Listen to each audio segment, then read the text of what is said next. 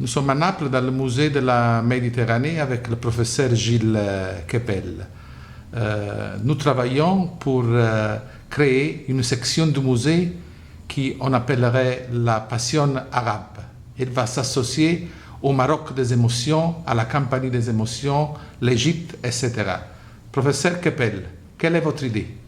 Passion arabe est le titre d'un livre que j'ai publié en 2013 et qui racontait mes voyages dans les révolutions arabes entre 2011 et 2013. Et c'est un livre très subjectif parce que j'ai essayé de comprendre ces immenses bouleversements qui se produisaient et dont beaucoup aujourd'hui ont abouti à des conséquences tragiques à partir de ma subjectivité, c'est-à-dire de tout ce que j'avais vécu depuis 35 ans que j'étudie le monde arabe.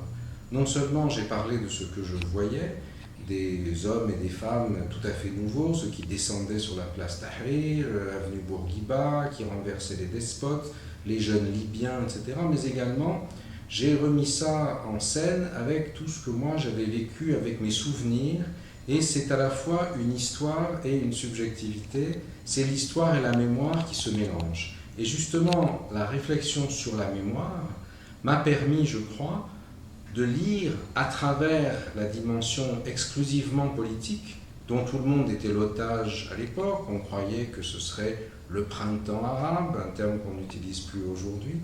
Et moi, j'ai vu des forces beaucoup plus profondes à l'œuvre également.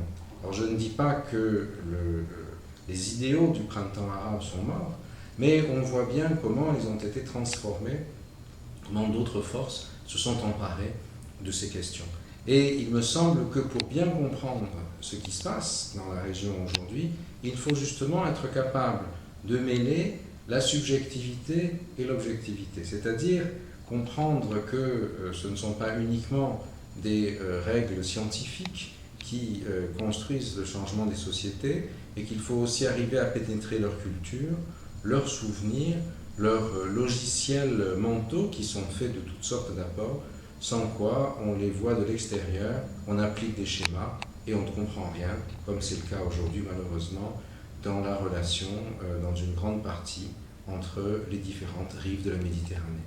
Aujourd'hui, où d'un côté nous avons des migrants qui arrivent de tout le sud et l'est de la Méditerranée en Europe, dont on ne sait pas comment les accueillir, et d'autre part, des djihadistes qui partent de France, d'Italie et d'autres pays, parfois des Européens convertis tout récemment à l'islam, et qui vont rejoindre le champ de bataille syro-irakien, tout en commettant également des exactions et des attentats sur le territoire français, mais aussi sur le territoire des différents pays de l'Afrique du Nord.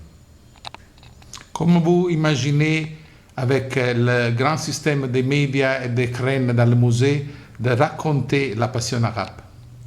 Je crois qu'on peut à la fois raconter les itinéraires de connaissances, croiser les gens qui, comme Mohamed Harkoun, comme moi, comme Jacques Berck, comme des universitaires italiens, allemands, espagnols ou autres, mais aussi des intellectuels venus du Sud, que ce soit Ayad Ben Achour, Abdallah Laroui, Ahmed Beidoun du Liban et d'autres, des Turcs aussi, Orhan Pamuk par exemple. Comment est-ce que se construit cette intersubjectivité qui crée une culture commune qui est plus forte que les tensions politiques et que les haines religieuses?